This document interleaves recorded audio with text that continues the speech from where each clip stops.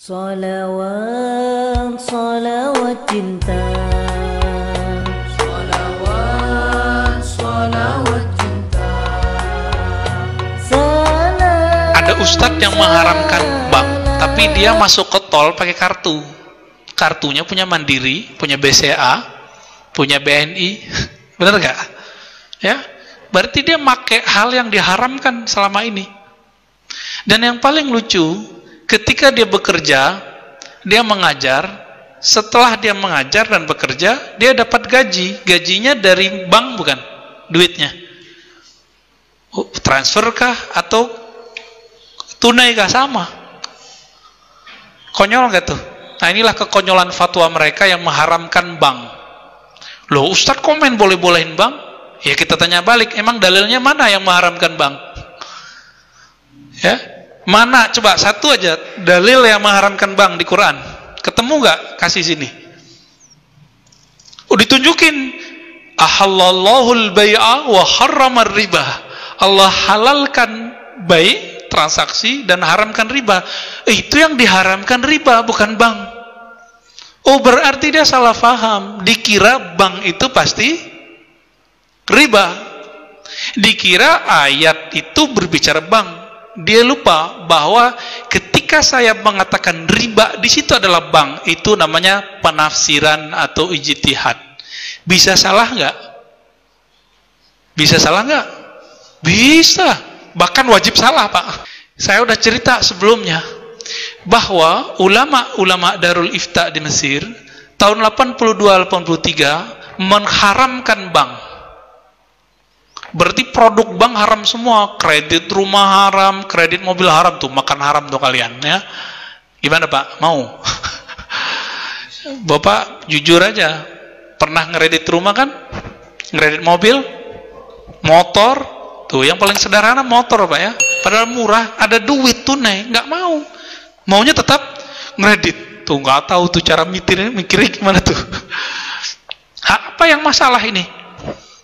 Ternyata sebelum tahun 90, Syekh Tontowi dan beberapa syekh-syekh yang lain yang mereka mufti-mufti di Mesir itu membolehkan produk-produk bank. Ramailah di zaman itu.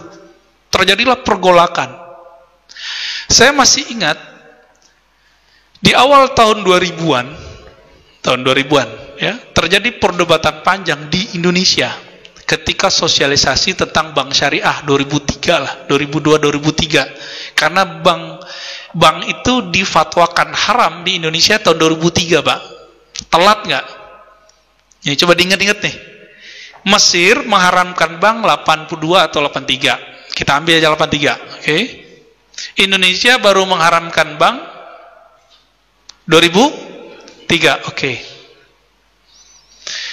Apa yang mengejutkan, di tahun 2003 itu Mesir sudah merevisi fatwanya.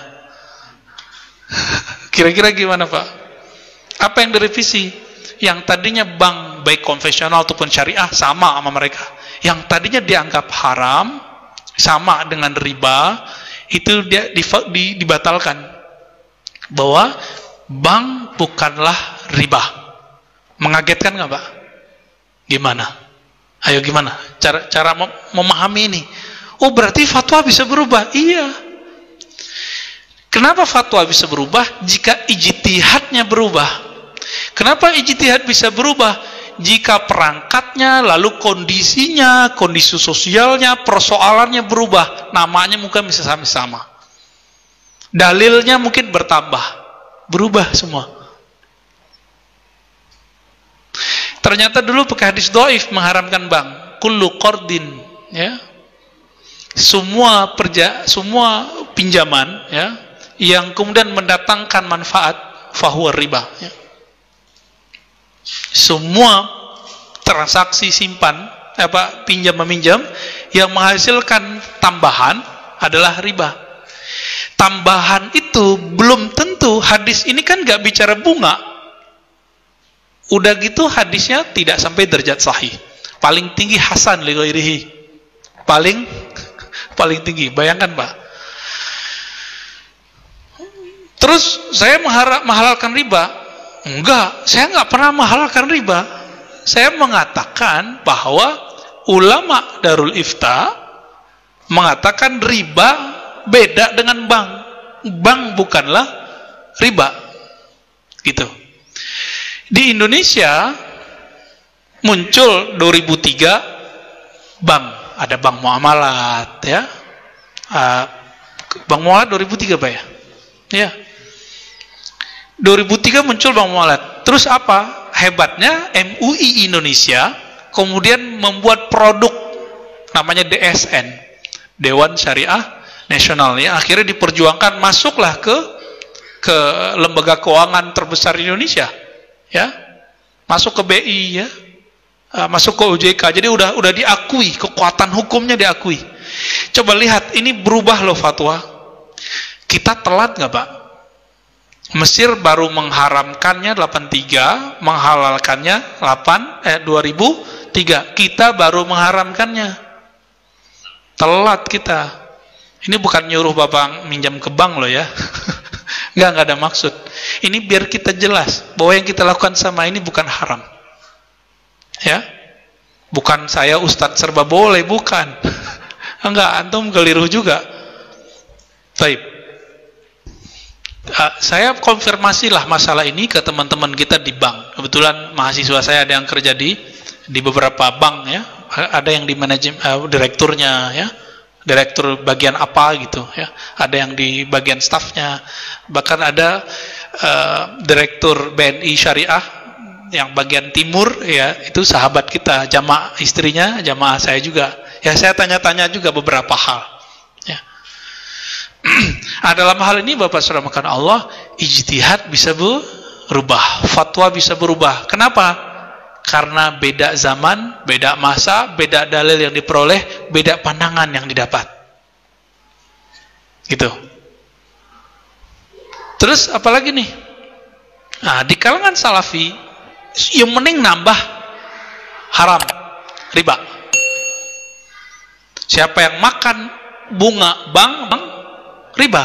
Siapa yang ngredit semacam riba. Ya kita sih nggak ngelarang, cuma jangan ngelarang kita. Kita punya fatwa sendiri soalnya, ya. Kita punya ulama yang membolehkannya. Gitu. Jadi kita hormati fatwa mereka, nggak masalah. Silakan antum haramkan bank, antum haramkan GoPay, haramkan saja OVO, haramkan saja Bitcoin, haramkan saja semua uang-uang elektronik, ya. Tapi jangan larang kita punya fatwa sendiri. Loh, kenapa begitu? Halalkan jelas, haramkan jelas. Itu yang tertulis di Quran dan Sunnah. Yang tidak tertulis di Quran dan Sunnah, maka tidak disebut jelas. Ini yang disebut bainahuma umurun mustabihat. Antara halal haram ada yang mustabihat. La ya'lamuhunna katsirun minan nas. Tidak diketahui hukumnya oleh kebanyakan manusia. Begitu riwayat Imam Bukhari dari Nabi sallallahu alaihi wasallam. Kalau dibalik bagaimana? Diketahui hukum detailnya oleh sedikit manusia. Maka selevel Darul Ifta itu revisi Pak. Mereka merujuk fatwanya. Masa kita masih jalan di tempat?